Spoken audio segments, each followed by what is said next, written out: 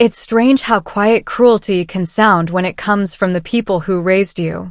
I'm sitting here in this courtroom, and the fluorescent lights are making everything look cold and clinical, like a hospital where dreams go to die.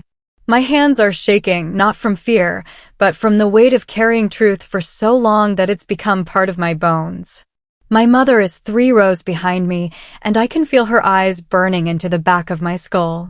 She's probably wearing that same practice smile she perfected at charity galas, the one that says, "I'm a pillar of the community," while her daughter sits at the defendant's table. My father won't even look at me. His gaze is fixed on his shoes like they hold the secrets of the universe, when really, he's just too much of a coward to face what he's done.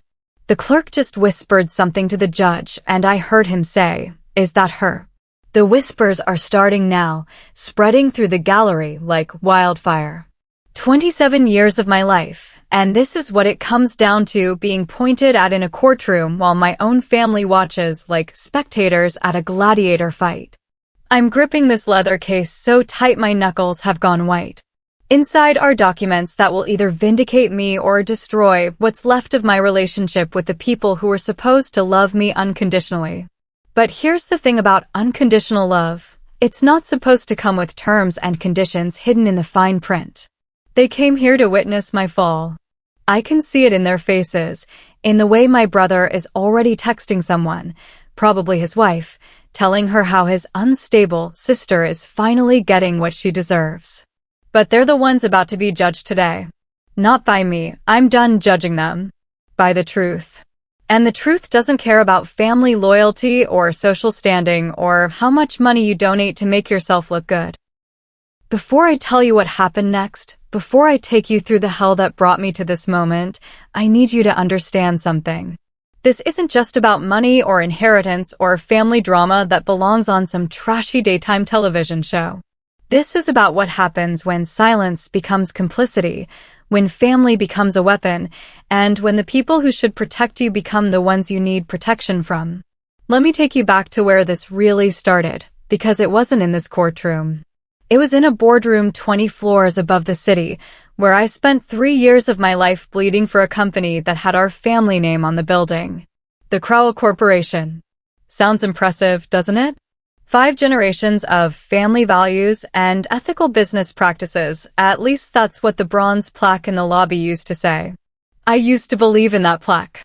I used to believe in a lot of things. When my father had his heart attack, his second one, though we weren't supposed to talk about the first, I stepped in to run the company. Not because I wanted to, but because someone had to, and my brother was too busy playing golf with his fraternity buddies to care about quarterly reports or employee benefits or the fact that our biggest client was 3 months behind on payments. I believed in numbers back then. Numbers don't lie. They don't smile at you while stabbing you in the back or tell you they love you while plotting your destruction. A balance sheet is honest in a way that people never are. If the numbers are red, you're losing money. If they're black, you're making it. Simple. Clean. Truthful. But my family saw my relationship with truth as a character flaw. "Anna's too rigid," my mother would say at dinner parties, laughing that tinkling laugh that made me want to break crystal. She doesn't understand that business is about relationships, not spreadsheets.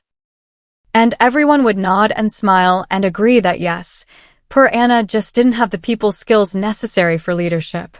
They called me ungrateful when I questioned why we were paying my cousin triple the salary for half the work. They called me unfeeling when I suggested we couldn't afford to give everyone a Christmas bonus during the year we almost went bankrupt. They called me unfit to lead when I refused to fire 20 employees just so my father could buy a new yacht. And when the company started failing, really failing, not just the kind of temporary setback that you can spin in a press release, I did what I thought family was supposed to do. I emptied my savings account.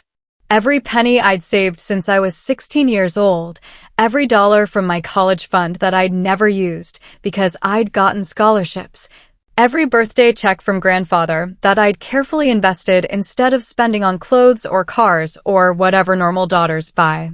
I paid the employees. I paid their salaries when the company couldn't, because these were people with mortgages and children and car payments, and they'd worked for us faithfully for years. They trusted us. They trusted the Crowell name, and I couldn't let them down just because my family valued their reputation more than their integrity. When the profits returned, and they did return, because my cost-cutting measures and restructuring actually worked, they fired me. Not quietly. Not with a gentle suggestion that maybe I should pursue other opportunities. They called a board meeting and they voted me out. Publicly. Brutally. With photographers waiting outside because somehow the press had been tipped off about the Crowell family power struggle.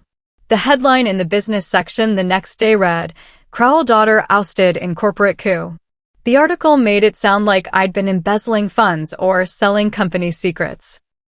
It quoted unnamed sources close to the family, saying I'd been increasingly erratic and unsuited for executive responsibility. I remember sitting at dinner that night, because of course we still had family dinner, because appearances must be maintained, and my mother cutting into her lamb like she was performing surgery. She looked up at me with those cold blue eyes that used to seem so beautiful when I was little, and she said, "You can't lead when you were born to serve, Anna." The chandelier above us flickered, and for a moment, the whole dining room felt like a stage set. Like we were all just playing roles in some twisted family drama, and I was the only one who'd forgotten my lines. But that's when something changed inside me.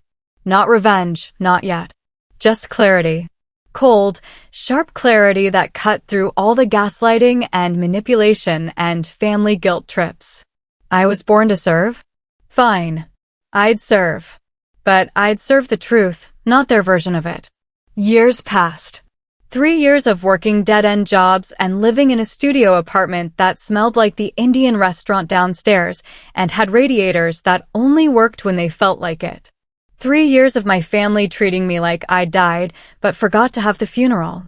My mother would send Christmas cards to my apartment, not Christmas gifts, just cards, with her name printed in gold script and a generic, "Hope you're well," message that felt like a slap wrapped in holiday paper. But I was building something during those years. Not a fortune or a reputation or anything the world could see. I was building patience. Discipline. The kind of quiet strength that comes from learning to survive without the safety net you thought would always be there. Then one Tuesday in March, I remember it was Tuesday because I'd just gotten home from my shift at the accounting firm where I was doing data entry for $12 an hour, I found an envelope under my door. Plain manila envelope. No return address. Just my initials in faded blue ink, AC. My grandfather's handwriting. I'd recognize it anywhere because he used to write me letters when I was little, before he got sick, before the family decided he was too confused to make important decisions. Inside was a will. Not a copy, the original. Signed and witnessed and notarized, dated 3 years before my grandfather died. And according to this will, I wasn't just entitled to a token inheritance or a piece of family jewelry or one of his old books. I was the primary beneficiary. The house, the investments, the trust fund that was supposed to have been distributed equally among all the grandchildren, it was all supposed to come to me. But that wasn't the most shocking part. The most shocking part was the handwritten note attached to it in my grandfather's careful script. "Anna, if you are reading this, it means they tried to erase you. But the truth never dies quietly. I know what you did for the company. I know what you sacrificed. I know they betrayed you. This is not charity, this is justice. The family lawyer has the original documents, but if something happens to him, this is your proof. Be strong, granddaughter. Be stronger than they are cruel." I sat on my apartment floor for 2 hours, just staring at that piece of paper. My grandfather had known. He'd known what they would do to me, and he'd tried to protect me even after death. But somehow, his will had been lost or misfiled or whatever story they'd invented to explain why I'd been cut out of his estate entirely. The phone rang around midnight. I almost didn't answer because nobody called me anymore. When you've been excommunicated from your family, your social circle tends to evaporate pretty quickly. But something made me pick up. Anna Crowell? The voice was male, nervous, unfamiliar. Yes. My name is Caleb Morrison. I used to work for Hamilton and Associates, your grandfather's law firm. I think we need to talk. About what? About why Marcus Hamilton disappeared 6 months after your grandfather's funeral. About why certain documents went missing from his files. About why I've been carrying this guilt for 3 years and can't sleep anymore. We met the next morning at a diner on the outskirts of town, the kind of place where truckers stop for coffee and the waitresses have been working there since the Carter administration. Caleb was younger than I'd expected, maybe 30, with the kind of hollow eyes that come from knowing too much and being able to do too little about it. He slid a USB drive across the sticky Formica table. It's all on there, he said. Audio recordings, email exchanges, bank transfers. Marcus documented everything before he left town. Your family didn't just hide your grandfather's real will. They had it altered. They paid Marcus to create a fake one, and when he started feeling guilty about it, they made sure he understood the consequences of growing a conscience. What kind of consequences? The kind that make lawyers disappear and make their families move to different states without leaving forwarding addresses. The USB drive felt like it weighed 10 pounds. Such a small thing to carry so much weight. But that's how truth works, isn't it? It's usually hidden in small places, waiting for someone brave enough or desperate enough to look for it. I spent the next 6 months becoming someone I didn't recognize. Not in a bad way, in a necessary way. I learned how to be a detective, a forensic accountant, an investigative journalist, all rolled into one very angry woman with a very specific mission. I went through my grandfather's old papers, the ones my family had let me take because they assumed they were worthless. Bank statements, correspondence, meeting notes. I cross-referenced dates and amounts. I tracked down former employees who remembered conversations, documents, meetings that seemed unimportant at the time but became crucial pieces of a larger puzzle. The corrupted audio file on Caleb's USB drive took me 3 weeks to clean up using software I learned about from YouTube tutorials. But when it finally cleared, I heard Marcus Hamilton's voice, shaky and frightened. They're forcing me to alter the will. Anna's mother made it very clear what would happen to my practice, to my family, if I didn't cooperate. But I can't live with this. I'm hiding the real will and I'm recording this confession. If something happens to me, at least there will be evidence of what they made me do. 3 weeks. That recording took 3 weeks to restore, and when I finally heard those words clearly, I had to pause the playback and go throw up in my bathroom sink. Because it wasn't just about money anymore. It was about power, intimidation, threats. It was about my family destroying people's lives to protect their own interests. You can fake a document, but you can't fake integrity. That became my mantra during those months of investigation. Every forged signature, every altered date, every manipulated bank record left traces. And I found them all. I found the account where the money that should have been mine had been deposited. I found the payments to Marcus Hamilton, not just for legal services, but for his silence. I found the email threads between my parents and my brother, discussing how to handle the Anna situation and make sure I stayed manageable. But I also found something else. Something that made me understand why they'd been so terrified of my grandfather's will becoming public. It wasn't just about the money I was supposed to inherit. It was about the foundation he'd wanted me to establish. A legal aid foundation for employees who'd been wrongfully terminated or had their benefits stolen by corrupt employers. My grandfather had wanted me to use his money to fight exactly the kind of injustice that my own family had been perpetrating for years. He'd seen what they did to me, and he decided that the best revenge would be empowering me to prevent them from doing it to anyone else. The phrase, "you can fake a document, but not integrity," wasn't just about them. It was about me too.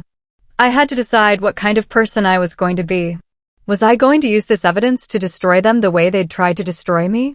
Or was I going to use it to build something better?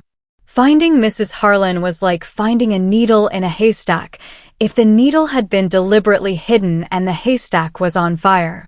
She'd been my grandfather's caretaker during his final years, and after he died, she'd seemingly vanished. No forwarding address, no family to contact, no trace of where she'd gone. But I'm stubborn. It's a family trait, apparently, though I like to think I use my stubbornness for better purposes than the rest of them do. I spent 2 months calling nursing homes, assisted living facilities, retirement communities in a 3-state radius. I talked to social workers and home health agencies and anyone who might have known where Eleanor Harlan had ended up. I finally found her in a state-run nursing home 2 hours away from the city. The kind of place where the linoleum floors are perpetually sticky and the air always smells like disinfectant and despair. She was 83 years old. Her memory was starting to fade, but when I said my grandfather's name, her eyes sharpened like she was 20 years younger. "Anna," she said, and her voice was exactly like I remembered. "I knew you'd come eventually." Her room was small and sterile, but she'd managed to make it feel like home with photographs and quilts and little ceramic figurines. We sat on her narrow bed, and she told me stories about my grandfather's final years that my family had never shared with me. "He talked about you constantly," she said, "especially after they fired you from the company. He was so proud of what you'd done, using your own money to help those employees. He said you were the only one in the family who'd inherited his conscience." "Mrs. Harlan, I need to ask you about his will. About what happened with the lawyer." Her face darkened. "That poor man. Marcus Hamilton. Your grandfather trusted him completely until the day your mother came to visit." She got up slowly and shuffled to her closet, emerging with a shoebox that looked like it had been through a war. Inside were photographs, documents, letters, and one photograph that made my heart stop. It showed my grandfather signing a document at his kitchen table. Marcus Hamilton sat across from him, looking professional and serious. And standing directly behind my grandfather, watching every word he wrote, was my mother. The timestamp on the photograph showed it was taken 3 days before the date on the fake will. 3 days before my grandfather supposedly changed his mind about leaving me the bulk of his estate. "I took that picture," Mrs. Harlan said quietly. "Your grandfather asked me to. He said he wanted proof of what he was doing, in case anyone ever questioned his intentions. He made me promise to keep it safe. Why didn't you come forward before?" She looked at me with eyes that had seen too much of the world's cruelty. Who was going to believe an old woman with no family against the powerful Crowell family? But I kept this picture, and I kept his real will, and I prayed that someday someone would ask the right questions. She handed me a manila envelope, similar to the one that had been slipped under my door. Inside was another copy of the real will, this one with a note in my grandfather's handwriting. "For Mrs. Eleanor Harlan, the most honest woman I've ever known. If my family succeeds in erasing my wishes, please make sure Anna knows the truth." I stayed with Mrs. Harlan for 3 hours that day. She told me about my grandfather's final months, how he'd grown increasingly suspicious of my family's motives, how he'd started hiding important documents because he feared they would disappear after his death. "He loved you so much, dear," she said as I was preparing to leave. "But he was also terrified of what they might do to you if you knew the truth too soon. He wanted you to be strong enough to fight them when the time came." When I got back to my apartment that night, I knew the time had come. But truth comes with risks, and I was about to learn exactly how far my family was willing to go to protect their secrets. I should have expected them to retaliate. I should have known that people who are willing to bribe lawyers and forge documents wouldn't hesitate to escalate their tactics when they felt cornered. But I guess I was still naive enough to believe that even my family had lines they wouldn't cross. I was wrong. I came home from work 3 days after visiting Mrs. Harlan to find my apartment door standing open. Not broken, opened. Someone had a key, or someone was very good with locks. Everything was gone. My laptop with all my research files. The backup drives I'd hidden in my bedroom. The copies of documents I'd made. Even the USB drive Caleb had given me. But they'd made one mistake. Taped to my bathroom mirror was a note written in handwriting I recognized. My grandfather's handwriting. The same careful script I'd been reading for months in letters and documents and wills. Legacy isn't inherited. It's earned. It wasn't from my grandfather. My grandfather had been dead for 3 years. Someone in my family had written this note in his handwriting, probably copied from one of his letters. They wanted me to know they'd been in my space, that they'd violated my privacy, that they could reach me anywhere. But they'd also just handed me proof of forgery. Because I'd spent months studying my grandfather's handwriting, and this note was good, very good, but it wasn't perfect. The loops were slightly too round, the pressure was slightly too heavy. Someone had practiced copying his writing, but they'd made small mistakes that only someone who'd been obsessing over his authentic letters would notice. I stood in my empty apartment, looking at that note, and I realized something important. I wasn't afraid anymore. I was furious. Not the hot, explosive kind of anger that makes you say things you regret. The cold, calculating kind of fury that turns you into a weapon. They thought they could intimidate me into silence. They thought that by taking my evidence, they could make this whole problem disappear. But they'd forgotten something crucial about me. I'd learned to survive without their protection, which meant I'd also learned to fight without their permission. I had copies of everything hidden in places they'd never think to look. I had allies they didn't know about. And I had something they'd never possessed, the absolute certainty that comes from being in the right. It was time to stop hiding. It was time to stop playing defense. It was time to make them come to me. The message came through my brother, because of course it did. David always was my parents' messenger boy, the one they used to deliver ultimatums and threats with plausible deniability. He called me while I was having coffee at the diner where I'd met Caleb, and his voice had that fake casual tone that meant he was reading from a script. "Hey, Anna. Mom wanted me to call you. She thinks it's time we all sat down and talked like adults. You know, clear the air about this whole misunderstanding." "What misunderstanding is that, David?" "Come on, don't be like that. We're family. Family forgives each other and moves on. Mom suggested we meet at the lake house this weekend. You know, neutral territory. We can hash this out privately, without lawyers or reporters or any of that ugliness." The lake house. Of course they'd choose the lake house. It's where we'd spent every summer when I was growing up, where I'd learned to swim and sail and believe that my family actually loved each other. They probably thought the sentimental location would make me more agreeable, more willing to accept whatever deal they were planning to offer. What exactly are we going to hash out, David? Look, maybe there was some confusion about grandfather's will. Maybe some paperwork got mixed up. These things happen. But we can fix it. We can make sure everyone gets what they deserve. What they deserve. Not what they're entitled to. What they deserve.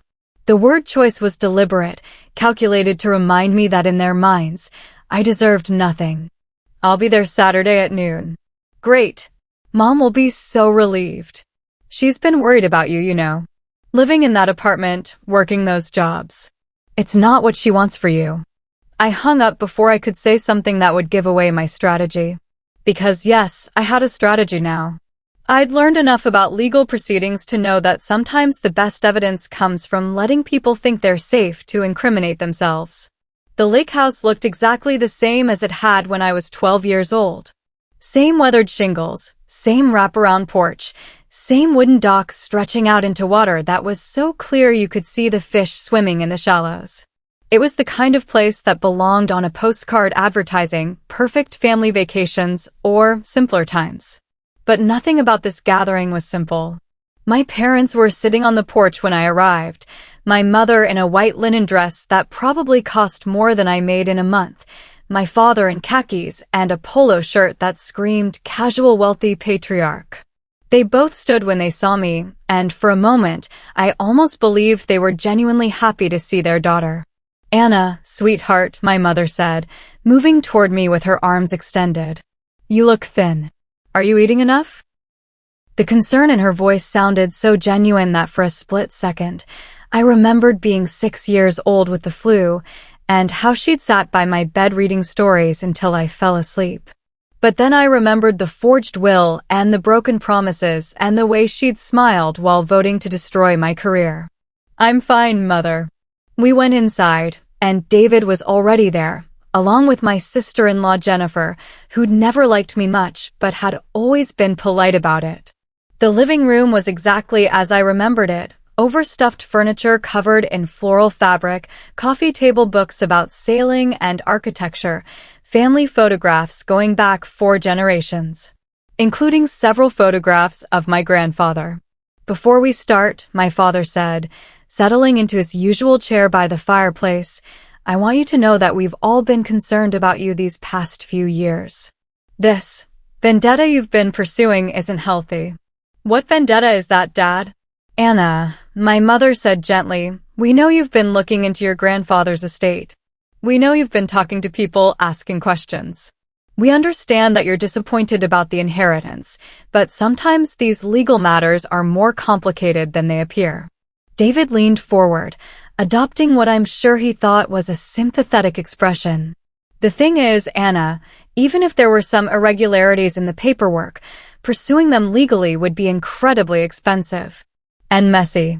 And it would hurt all of us, including you." "What kind of irregularities?" My parents exchanged a look that lasted about 3 seconds too long. "Well," my father said slowly, "it's possible that some documents were misplaced. Or that there was some confusion about your grandfather's final wishes. You know how confused he was those last few months. He wasn't confused when I visited him 2 weeks before he died. He seemed perfectly lucid to me." Another look between my parents. "Anna, honey," my mother said, "you have to understand that we were managing a lot of difficult decisions during that time. Your grandfather's medical bills, the funeral arrangements, the legal complications of settling such a large estate. We did the best we could under very stressful circumstances." Jennifer spoke up for the first time. "What your parents are trying to say is that everyone makes mistakes. But we're family. We take care of each other. We don't air our dirty laundry in public." "What dirty laundry would that be?" David laughed, but it sounded forced. "Come on, Anna. Don't be dramatic.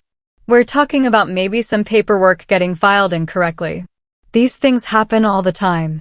"Do they?" "Because I've been learning a lot about estate law lately, and it seems like the kind of mistakes you're describing would require multiple people to be involved. Lawyers, witnesses, notaries. That's a lot of people making the same mistake." The temperature in the room seemed to drop about 10 degrees. "What are you implying?" my father asked, and his voice had lost all pretense of warmth. "I'm not implying anything. I'm stating facts. I have evidence that grandfather's will was altered after his death. I have proof that payments were made to Marcus Hamilton beyond his normal legal fees. I have testimony from people who witnessed events that contradict the official story." My mother's face went very pale. "Anna, you're talking about very serious accusations." "I'm talking about very serious crimes." David stood up abruptly. "Jesus Christ, Anna. Still chasing ghosts? Dad already handled that old lawyer. Hamilton was padding his bills, so we fired him. End of story." The room went completely silent. I reached into my jacket and turned off the small recorder I'd been carrying. "Thank you, David. That's exactly what I needed to hear." "What do you mean?" "I mean you just admitted that your father handled Marcus Hamilton. The same Marcus Hamilton who disappeared after questioning the authenticity of grandfather's will. The same Marcus Hamilton who recorded a confession before he vanished." My father's hands were shaking now. "Anna, you need to be very careful about the accusations you're making." "I'm being extremely careful. I've been careful for months. I've documented everything, verified every piece of evidence, corroborated every testimony. I've been so careful that when I present this evidence to the court next week, there won't be a single hole in my case." My mother started crying. Not the elegant tears of a grieving daughter, but the ugly, desperate sobs of someone who knows they've been caught. "Please, Anna," she whispered. "We're your family." "No," I said, standing up and walking toward the door. "Family doesn't steal from each other. Family doesn't forge documents. Family doesn't threaten lawyers or break into apartments or gaslight their children into believing they're crazy. "What do you want?" my father asked. "Money? We can give you money." I turned back to look at him. This man who'd taught me to ride a bike and helped me with my math homework and told me he was proud of me when I graduated college. This man who'd voted to fire me from my own family's company and then tried to erase me from my grandfather's will. "I want justice," I said. "And I want you to remember that you taught me to be honest and ethical and to stand up for what's right. You just never expected me to apply those lessons to you." I signed nothing that day. I promise nothing. I simply walked out of that lake house and left them to contemplate what they'd just confessed to a recording device. Because sometimes the best revenge isn't destroying your enemies. Sometimes it's giving them enough rope to hang themselves. And that brings us back to this courtroom, where I'm sitting with a leather case full of evidence that will either vindicate me or destroy what's left of my family. Probably both. The judge has reviewed the documents I submitted. The audio recordings, the photographs, the bank records, the testimony from Mrs. Harlan and Caleb Morrison and 3 other witnesses who corroborated various parts of my story. He's listened to the confession David recorded himself at the lake house, admitting that their father handled the lawyer who questioned the will. My family's attorney, an expensive man in an expensive suit who probably bills more per hour than most people make in a week, has been trying to discredit my evidence for the past 2 hours. He suggested that the recordings could have been fabricated, that the witnesses are unreliable, that my emotional state has compromised my judgment. But you can't argue with financial records. You can't discredit photographs that show your clients in the act of committing fraud. You can't explain away handwriting analysis that proves forgery. The judge clears his throat, and the entire courtroom falls silent. This case presents some of the most egregious examples of estate fraud I've encountered in 23 years on the bench, he says. The evidence presented by the plaintiff is comprehensive, well-documented, and damning.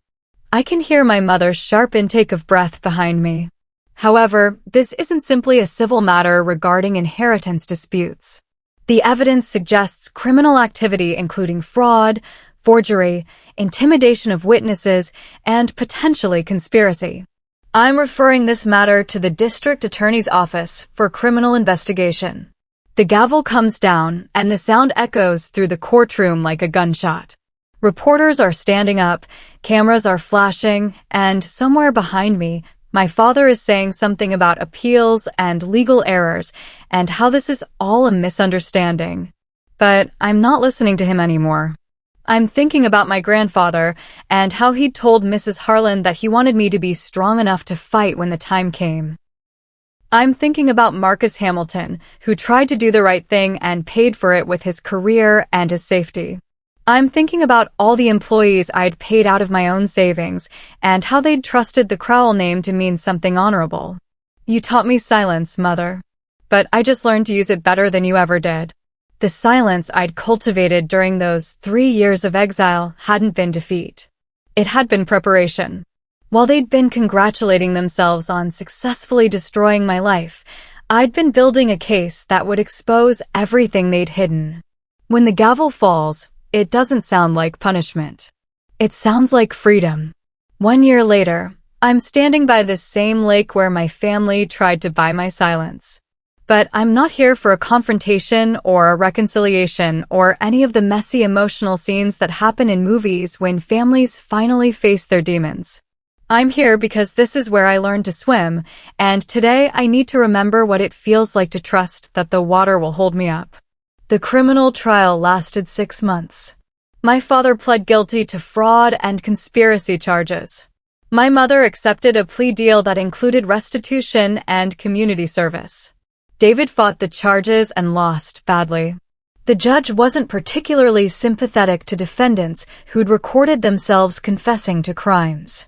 Marcus Hamilton was found living under an assumed name in Oregon, working as a paralegal for a legal aid clinic. He testified via video link, his voice steady and clear as he described the threats that had forced him to alter my grandfather's will. The district attorney offered him immunity in exchange for his cooperation, and he accepted gratefully. Mrs. Harlan passed away 2 months after the trial ended. I visited her in the hospital the day before she died, and she squeezed my hand with surprising strength. "Your grandfather would be so proud," she whispered. "You did what he hoped you'd do." The money from the real inheritance was substantial, more than substantial. Enough to live comfortably for the rest of my life, enough to never worry about rent or medical bills or whether I could afford to retire someday. But that's not what I did with it. I used it to establish the Crowell Institute for Ethical Justice. It's a legal aid foundation that provides free representation for employees who've been wrongfully terminated, victims of workplace fraud, and families dealing with estate manipulation.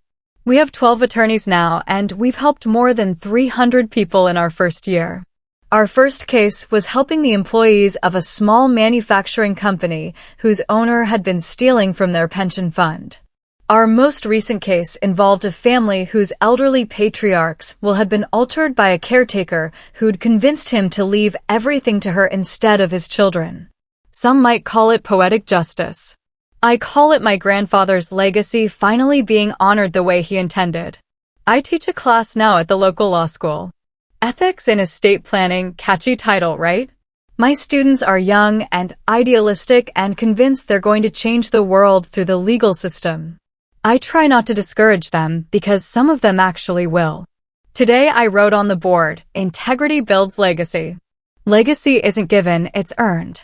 One of my students raised her hand. "Professor Crowell, what do you do when the people who are supposed to have integrity are the ones violating it?" I looked out at these bright young faces, these future lawyers and judges and advocates, and I thought about everything I'd learned in the past 4 years. "You become better than they are," I said. "You use their failures as a blueprint for your own success. You take everything they taught you about right and wrong, and you apply it even when, especially when, they refuse to apply it themselves." Another student asked, "But what if fighting for what's right means destroying your family?"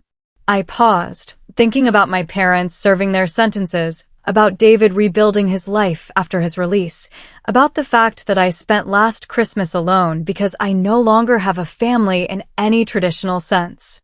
"Then you build a better family," I said. "You surround yourself with people who share your values instead of people who share your DNA. You create a legacy based on what you've done, not where you came from." The sunlight was streaming through the classroom windows, warm and bright and full of possibility. It reminded me of the light that had fallen across my courtroom desk that day when the judge's gavel came down and justice finally had its moment. And that, I told my students, turning back to the board to write one final note, is the quiet power of truth. Because revenge fades, justice rebuilds.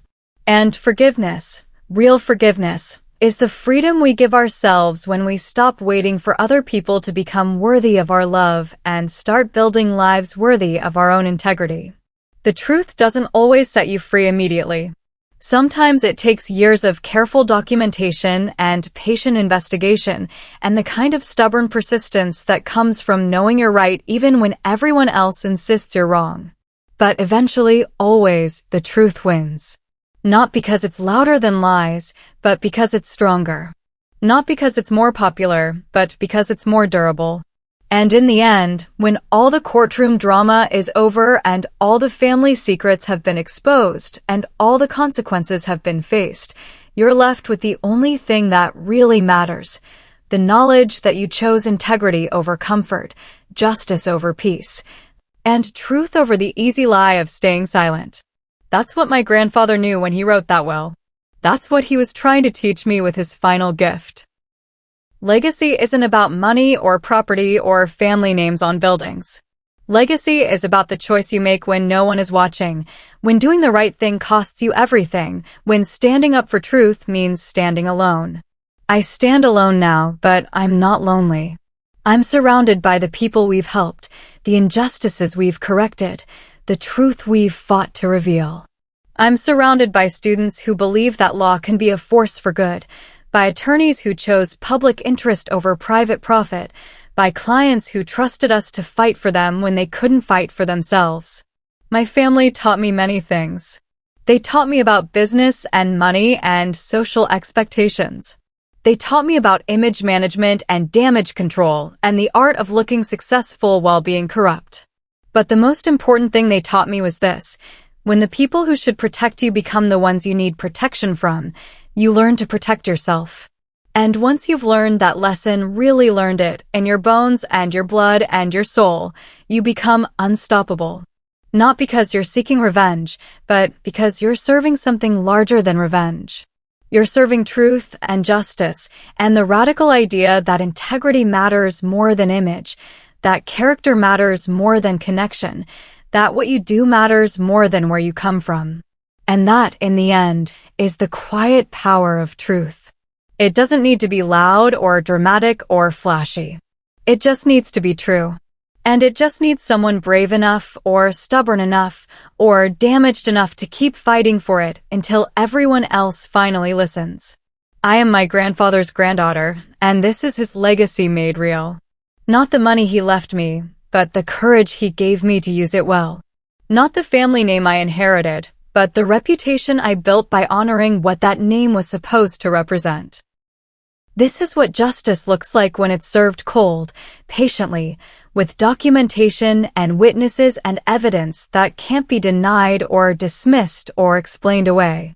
This is what happens when the family scapegoat decides to stop running and start fighting. This is the quiet power of truth, and it belongs to anyone brave enough to wield it.